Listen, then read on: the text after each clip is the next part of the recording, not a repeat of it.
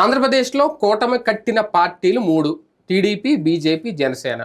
కానీ కూటమి విడుదల చేసిన మేనిఫెస్టోతో బీజేపీకి సంబంధం లేదా? ఎన్డీఏకి సంబంధం లేదా? లేదంటే ఎన్డీఏ ఈ మేనిఫెస్టోకి దూరంగా ఉండాలి అని అనుకుందా? ఇది చంద్రబాబు గారికి, పవన్ కళ్యాణ్ గారికి ఒక షాక్ ఇచ్చిందా? ఎందుకంటే దీనికి రకరకాల కారణాలు అయితే వినిపిస్తున్నాయి. మేనిఫెస్టో మీద వీళ్ళిద్దరు ఫోటోలు మాత్రమే ఉండడం, చంద్రబాబు గారి, పవన్ కళ్యాణ్ గారి. ఎక్కడ కూడా మేనిఫెస్టోలో ఎక్కడ మోడీ బొమ్మ కానీ, పురంధేశ్వరి బొమ్మ కానీ, అసలు భారతీయ జనతా పార్టీ లోగో కానీ. ఎందుకంటే కూటమి లోగోలో చూస్తే ఫస్ట్ కమలం వేశారు, తర్వాత సైకిల్ వేశారు, తర్వాత గ్లాస్ వేశారు, మీరు ముగ్గురు ఉన్నామని. బీజేపీతో జత కట్టక ముందు సైకిల్, గ్లాసు కలిపి ఒక లోగో విడుదల చేశారు ఎప్పుడైతే వాళ్ళు కూటమి కట్టేసామని ప్రకటించారో, పొత్తు పెట్టుకున్నారు పెడతారు. కానీ ఈ మేనిఫెస్టో మీద ప్రజాగాలం ఉమ్మడి మేనిఫెస్టో 2024 పవన్ కళ్యాణ్, చంద్రబాబు తప్ప వేరే బొమ్మ కనిపించలేదు. పైగా ఈ మేనిఫెస్టో విడుదల చేసినప్పుడు బీజేపీ రాష్ట్ర ఇన్ఛార్జ్ ఎవరైతే ఉన్నారో సిద్ధార్థనాథ్ సింగ్, కనీసం ఆయన మేనిఫెస్టోని పట్టుకోవడానికి కూడా అంగీకరించలేదు. మేనిఫెస్టో విడుదల చేసి ఆయన పట్టుకోమంటే ఆయన దూరంగా జరగడం, పక్కకు నుంచోవడం. అసలు ఏంటి అసలు అంటే ఒక అసోసియేట్ కాలేకపోతుందా భారతీయ జనతా పార్టీ? ఈ పొత్తుతోన మేనిఫెస్టోతో అసోసియేట్ కాలేకపోతుందా? ఇది అంశం మీద చర్చించే ప్రయత్నం చేద్దాం. సరే, ఎలా చూడాలి? ఎన్డీఏ మేనిఫెస్టో కాదు అనేది అయితే చాలా స్పష్టంగా అర్థమవుతుంది. ఇది కేవలం వీళ్ళిద్దరి మేనిఫెస్టో అనేది. ఇంకా అలాంటప్పుడు పొత్తు ఎందుకు? అక్కడికి ఆయన సిద్ధార్థనాథ్ సింగ్ రావడం ఎందుకు? ఆ మేనిఫెస్టోని దూరంగా పెట్టడం ఎందుకు? అసలు ఏం జరుగుతుంది వీళ్ళిద్దరి మధ్య? భారతీయ జనతా పార్టీ తన విధానాలని కరెక్ట్గా, సూటిగా, స్పష్టంగా అమల్లోకి తెస్తుంది అనడానికి సాక్ష్యం అది. ఎందుకు అంటే పొత్తు అనేటువంటిది ఎక్కడ ధర్మం అక్కడ ఉండాలి. జాతీయ పార్టీ పొత్తులో, ఎన్డీఏలో ఇదివరకటి రోజుల్లో ఏంటంటే బుజ్జగింపు రాజకీయాలు, ఒకళ్ళనొకళ్ళు సర్ది చెప్పుకునే రాజకీయాల కారణంగా బీజేపీ చాలా నష్టపోయింది. రాష్ట్రాల్లో పొత్తులు పెట్టుకున్నప్పుడు వాళ్ళ హామీలకు వీళ్ళు భరోసా ఉండి, కేంద్రంలో బీజేపీ చేసే పనుల వల్ల రాష్ట్రంలో ఉన్నటువంటి పార్టీలు నష్టపోయి ఇట్లాంటివి ఉన్నాయి. కానీ 2014 తర్వాత చూసుకుంటే నిర్మోహమాటపు విధానాన్ని అమలు చేస్తుంది బీజేపీ. ఫార్ములా నిర్మోహమాటంగా ఉంది. ఎవరి కోసం తన విధానాలు మార్చుకోవట్లేదు. ఇప్పుడు గతంలో వాజ్పేయి టైంలో కూడా హిందుత్వ, అయోధ్య ఇవన్నీ తీసేశారు మేనిఫెస్టోలో. అప్పుడు పెట్టలేదు అవేమి. అవి లేకుండా ఉమ్మడి ఎజెండాగా వెళ్ళారు. హిందుత్వ ఎజెండాని పక్కన పెట్టారు. 2014 అప్పుడు కూడా అంతే చేశారు. ఎందుకని? అభివృద్ధి అన్నటువంటి నినాదంతోనే వెళ్ళారు. 2019కి వచ్చేటప్పటికి అయోధ్య చెప్పారు, సిటిజన్షిప్ అమెండ్మెంట్ యాక్ట్ చెప్పారు, అన్ని చెప్పొచ్చారు. అంటే 2019కి వచ్చేటప్పటికి సొంత ఎజెండాతో దిగిపోయారు. ఎన్డీఏలో ఆ ఎజెండాకి ఇష్టపడేవాడిని రమ్మంటున్నారు. అంతకుముందు ఈ పొత్తుల ఎత్తుల్లో పెద్ద సమస్య ఏమయ్యేదంటే, మేము సెక్యులరిస్టులు అని చెప్పి గ్రౌండ్ లెవెల్లో చెప్పుకోవడం. సెక్యులరిజం అంటే నాకు తెలిసి అయితే పరిపాలనలో మత ప్రమేయలేని రాజ్యం, అంతేగాని మతాన్ని వదిలేసేయమన్న రాజ్యం కాదు, లేదా మైనార్టీని బుజ్జగించమన్న రాజ్యం కాదు. వీళ్ళు ఏం చేస్తుండేవాళ్ళు? ఆ సిస్టంలోకి వెళ్తుండేవాళ్ళు. ఆ సిస్టమ్ కాస్త సమస్య కూర్చుంది. ఒక జయలలిత అయినా, చంద్రబాబు అయినా, నితీష్ కుమార్ అయినా టైం వచ్చినప్పుడల్లా విసిగిస్తా, వేధిస్తూ ఉండేవాళ్ళు. చిరాకు పుట్టినప్పుడల్లా అలాంటి వంక పెట్టుకుని వెళ్తూ ఉండేవాళ్ళు. పోనీ అట్లని వాళ్ళకి ఏమైనా మైనార్టీ ఓట్లు వచ్చినాయా? కానీ అదొక తప్పించుకోవడానికో లేకపోతే బుజ్జిగింపుకో నడిచింది. కానీ మోడీ 2.0లోనే ఒక క్లారిటీతో వచ్చేసాడు. మా విధానం ఇది. సుదీర్ఘకాలం, దాదాపుగా 1925 ఆ టైం నుంచి కొట్లాడినటువంటి సంఘ్ పరివార్ ఫస్ట్ టైం వాళ్ళ సంబంధించి సొంత ఎజెండాతో 2019లో దిగింది. దాంట్లో ఏ రాష్ట్ర ప్రాంతీయ పార్టీని భాగస్వామ్యం చేసుకోవాలి. మా ఎజెండాను అంగీకరించే వాళ్ళని రమ్మంది పొత్తుకి. అప్పుడు చాలామంది రాలా. వీళ్ళతో వచ్చినటువంటి వాళ్ళు వచ్చారు, కలిసింది, వెళ్ళింది, గెలిచింది. అందుకనే ఇప్పుడు భాగస్వామ్య పక్షాలు ఎవరు కూడా ఈ ఎజెండా కారణంగా మేము వెళ్తున్నామని ఎవడన్నా చెప్తున్నాడా?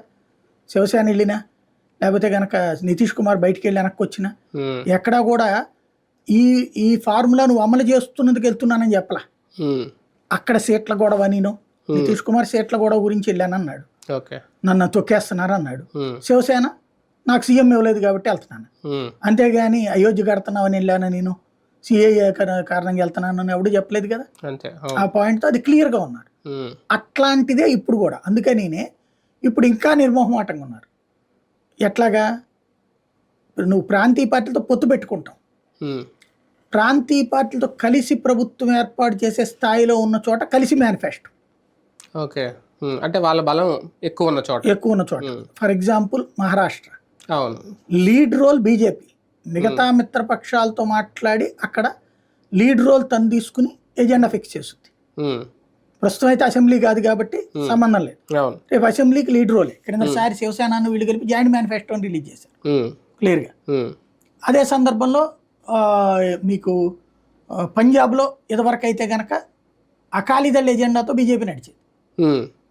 ఇప్పుడు పంజాబ్లో మా ఎజెండాతో వచ్చేటట్టయితే రమ్మనమంది అకాలీదళ్, మేము రామంది పొమ్మన్నారు. కర్ణాటక జేడీఎస్ మా ఎజెండాతోనైతేనే రమ్మన్నారు. వాళ్ళు ఇప్పుడు వచ్చారు కదా, రేపు అసెంబ్లీకి వస్తారో లేదో తెలియదు. ఫస్ట్ అయితే నితీష్ కుమార్ బీహార్ ఎలక్షన్స్ క్రిందసారి ఎజెండా బీజేపీ వాళ్ళది కలిపి జాయిన్ చేసుకున్నారు. అట్లుంది. జాతీయ స్థాయిలో ఇప్పుడు ఎన్డీఏలో భాగస్వామ్య పక్షమే కదా నితీష్ కుమార్. ఎన్డీఏ మేనిఫెస్టో మీద నితీష్ కుమార్ బొమ్మ ఏమైనా ఉందని చూడండి, లేకపోతే ఉద్ధవ్ థాకరే వాళ్ళ పార్టీ ఇదే శివసేనలో షిండే ఫోటో ఉందని చూడండి. దాంట్లో ఇప్పుడు 28-30 మంది ఉన్నారు కదా, ఏ ఒక్కడి ఫోటో లేదు. బీజేపీ మేనిఫెస్టో అది కంప్లీట్గా. ఎన్డీఏ అధినేతగా సేమ్ రాష్ట్రాల్లో కూడా నిర్మోహమాట ఫార్ములానే అమలవుతున్నారు. మేము మీతో పొత్తులో ఉన్నాం, సీట్ల వరకే మా పొత్తు, ప్రభుత్వంలో నువ్వు ఇస్తే అర్థం. పొత్తులు వేరు, హామీలు వేరు, అంతే కదా. పొత్తు అనేటువంటిది రాజకీయం. ఎందుకు కేంద్రంలో అధికారంలో ఉన్నారు కాబట్టి ఈ రాష్ట్ర హామీలను ఎందుకు నెత్తిన పెట్టుకోవడం అనే ఉద్దేశం కాదు కదా. హామీ ఇవ్వడం అంటే నువ్వు అమల్లో భాగస్వామి అవ్వాలి. అవును. ఇప్పుడు క్రిందసారి ఏమైంది, వీళ్ళతో పెట్టుకున్నాక మిస్ అయ్యారు. సంపూర్ణ రుణమాఫీ చేయలే, రైతు రుణమాఫీ చేయలే. మొదట్లోనే మేము కేంద్రాన్ని అడుగుతున్నాం అన్నారు. కేంద్రం అప్పుడు చెప్పింది అసలు మాకేం సంబంధం అని. ఆయన అట్టెట్ట అంటారని చెప్పేసి బిగించేశారు. వీళ్ళు అప్పటి నుంచి సెటైర్ వేయడం బిగించేశారు. రుణమాఫీ చెప్పింది 85,000 కోట్లు చేస్తానని తను, డ్వాక్రా రుణమాఫీ 15,000 కోట్లు 20,000 కోట్లు చేస్తానని తను. అంటే 1,00,000 కోట్లు అవుతుందంటే కూడా నేను సంపద సృష్టిస్తానన్నాడు. తర్వాత వచ్చేటప్పటికి కేంద్రానికి లేఖ రాశాడు, నువ్వు ఇవ్వాలని. కుదరదు అంటే ఎంత తెలివిగా వీళ్ళు చేశారంటే, మీకు అప్పుడు తెలుగుదేశంకిను రాష్ట్ర ప్రభుత్వానికి కేంద్రానికి గొడవలు ఏంటో తెలుసా? పెన్షన్లు పెంచారు కదా వీళ్ళు.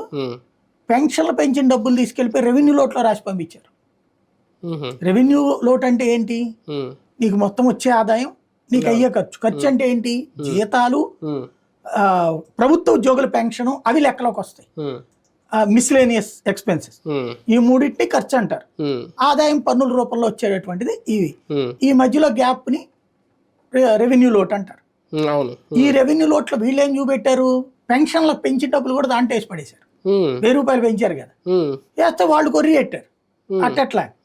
అప్పుడు వీళ్ళు మళ్ళీ దాని మీద వెళ్ళడం, కేంద్రానికి వెళ్ళడం, అట్టట్లాగా మీరు మాతో పొత్తులో ఉన్నారు కాబట్టి మీరు ఇవ్వాలి అంటే నీకెత్తే దేశవ్యాప్తంగా ఇవ్వాలి నీకు, మా బీజేపీ పాలిత రాష్ట్రాల్లో లేదు అది, మేము ఎట్టిస్తాం పొమ్మన్నారు. అప్పుడు వీళ్ళు సణిగారు కూడా. కాకపోతే బయటికి రచ్చ ఎక్కువ చేయలే, కానీ పత్రికలో వార్తలు వచ్చినాయి ఇట్లా అడిగారు అని చెప్పి. తర్వాత ప్రెస్ కాన్ఫరెన్స్ లో యనమల రామకృష్ణ ఒప్పుకున్నాడు, అడిగాము తప్పే ఉంది, మాతో భాగస్వామి కదా అని. భాగస్వామి అప్పుడు వెంటనే బీజేపీ వాళ్ళు కూడా చెప్పారు భాగస్వామి అని చెప్పి, వాళ్ళ హామీల్లో చెప్తానని వాళ్ళు ఇస్తానన్నారు కానీ కేంద్రం నుంచి తెప్పించిస్తామనలేదు కదా అని చెప్పేసి.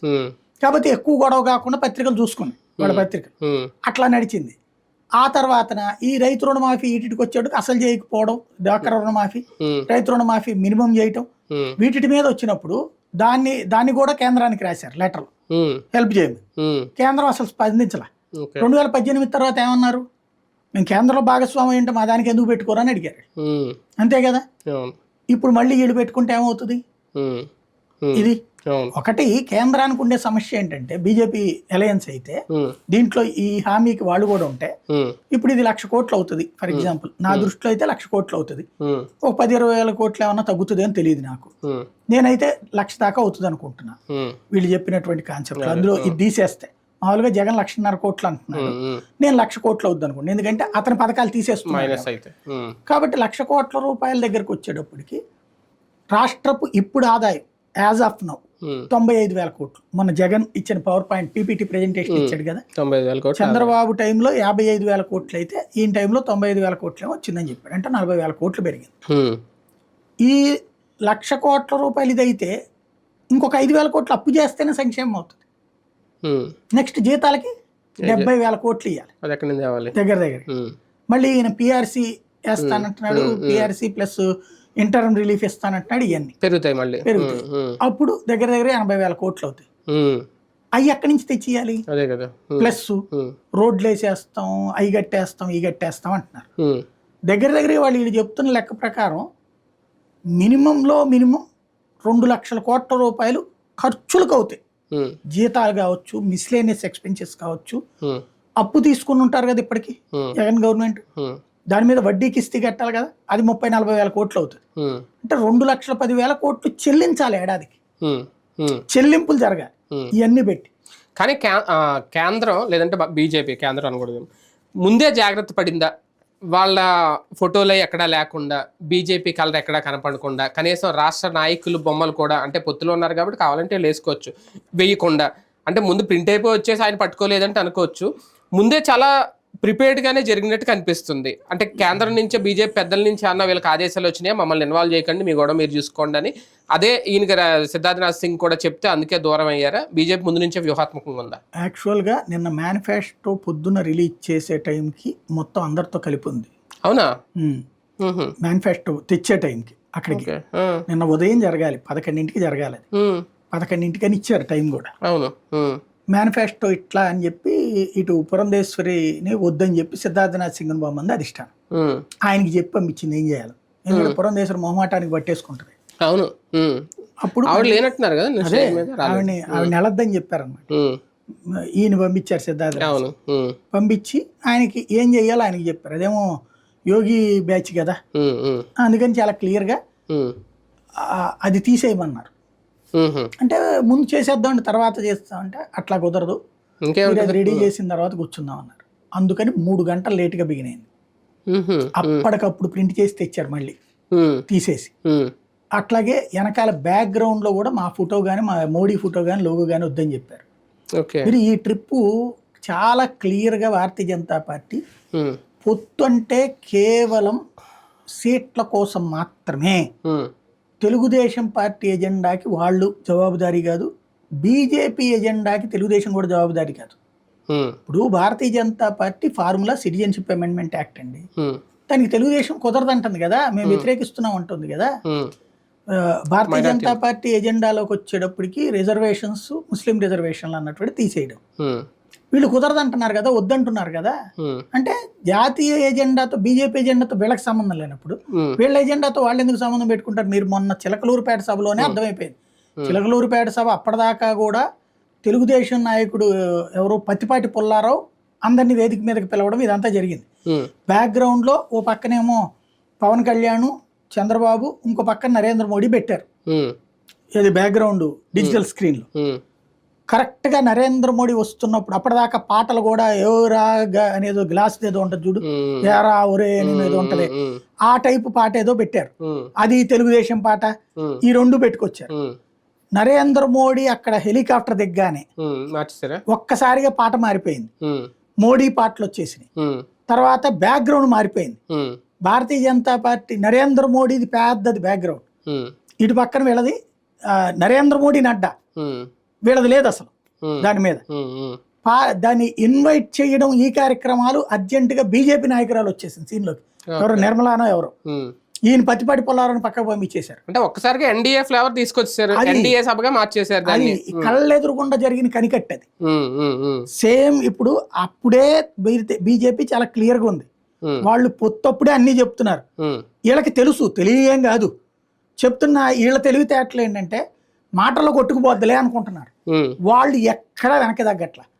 భారతీయ జనతా పార్టీకి రాష్ట్ర మేనిఫెస్టోకి సంబంధం లేదు, కేంద్రంలో ఉన్నటువంటి పథకాలకి, కేంద్ర మేనిఫెస్టోకి, రాష్ట్ర ప్రభుత్వానికి కానీ చంద్రబాబు కానీ సంబంధం లేదు. కానీ లాస్ట్ మినిట్లో భారతీయ జనతా పార్టీ టీడీపీకి హ్యాండ్ ఇచ్చిందా?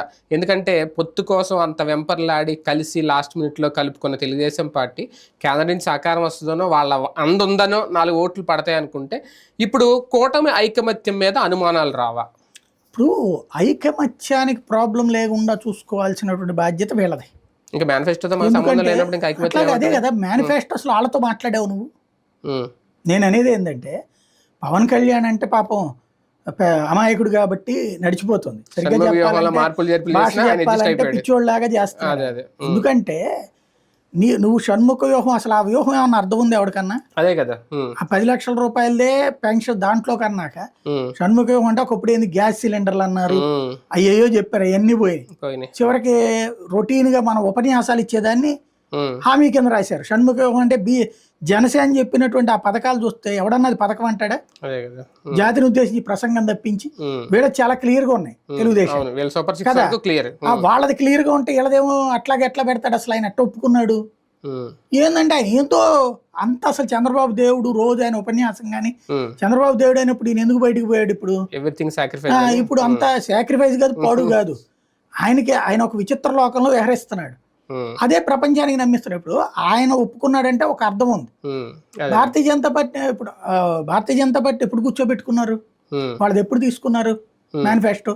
అసలు వీళ్ళందరికంటే ముందే సూపర్ 6 వాళ్ళు అనౌన్స్ చేసేసుకున్నాక ఇంకేంది అసలు? అంటే చూడలేదంటారా బీజేపీ వాళ్ళకి మేనిఫెస్టో వీళ్ళు పంపలేదంటారా, లేదా చూసిన తర్వాత రిజెక్ట్ చేశారా? నువ్వు సూపర్ 6 అనౌన్స్ చేశాక ఇంక నన్ను అడిగేది ఏంది? వాళ్ళ లెక్కది. సూపర్ 6 నీది, ఆయన షణ్ముఖ వ్యూహం అయింది, మధ్యలో నాది కూడా తీసుకొచ్చి నువ్వేం కడతావు ఇప్పుడు? కాబట్టి అసలు వాళ్ళు ఏం పెట్టలే. ఇంకోటి ఏంటంటే నీ దానికి నేను భరోసా కాదు, నా దానికి నిన్ను భరోసా అడగట్లేదని చెప్తున్నారు. బీజేపీ అయితే చాలా క్లియర్ గా ఇందులో బీజేపీ హ్యాండ్ ఇచ్చింది అనుకోవడానికి ఏం లేదా? హ్యాండ్ ఎట్లా వస్తుంది? హ్యాండ్ ఇవ్వడము అంటే ముందు ఓకే రాసేసేయమని చెప్పి ఆ తర్వాత నాకు సంబంధం లేదంటే హ్యాండ్ ఇవ్వడం అంటారు. అసలు నన్ను ఇన్వాల్వ్ చేయబాకండి రావు గారు అంటుంది. అంటే పొత్తులో భాగంగా 10 సీట్లు తీసుకుని 6 ఎంపీ స్థానాలు తీసుకుని వాళ్ళ ఓట్లకు వస్తాయి, వీళ్ళ ఓట్లు వాళ్ళకి వస్తాయి అంతే. దానికోసం ఇది వాళ్ళే క్లియర్ గా చెప్పారు కదా. ఓట్ల మార్పిడి కోసం, ఓట్ల బదలాయింపు కోసం మాత్రమే ఈ పొత్తు. ఫైనల్ గా ఈ మేనిఫెస్టోకి కేంద్ర సహకారం లేనట్టేనా? అస్సలు లేదు, నో డౌట్. కేంద్రానికి సంబంధంలా అది అలా ఇస్తానంటుంది. ఈవెన్ పవన్ కళ్యాణ్ కూడా షూరిటీ అంటే అదేదో బాబు గ్యారంటీ, బాబు షూరిటీ అన్నారు. బాబుకి షూరిటీ, బాబు హామీలకి పవన్ కళ్యాణ్ షూరిటీ అంతే తప్పించి టోటల్ యజమాని చంద్రబాబు అంతే. ఆయనే షూరిటీ, ఆయన మేనిఫెస్టోకి ఆయనే షూరిటీ, ఆయనే క్లారిటీ. రైట్, చూద్దాం. మొత్తానికి బీజేపీ అయితే చాలా క్లియర్గా ఉన్నట్టే కనిపిస్తుంది ఈ మేనిఫెస్టో విషయంలో. ఉమ్మడి మేనిఫెస్టో అంటే బీజేపీ మినహాయించి జనసేన, టీడీపీ ఉమ్మడి మేనిఫెస్టో. దీంట్లో ఎన్డీఏకి కానీ బీజేపీకి కానీ ఎలాంటి సంబంధం లేదు అనేది చాలా క్లియర్ కట్గా ఉన్నారు. మరి కూటమి ఐకమత్యం లేదు అని అనుకుంటారా ప్రజలు రేపొద్దున్న? ఇంకా కేంద్రం సపోర్ట్ లేదు, ఈ కూటమికి నామకే వాస్తు మాత్రమే ఈ పొత్తు అనుకుంటారా? లేదంటే అవేం పట్టించుకోకుండా బాబు గారు మేనిఫెస్టో చూసి ఓట్లేస్తారు?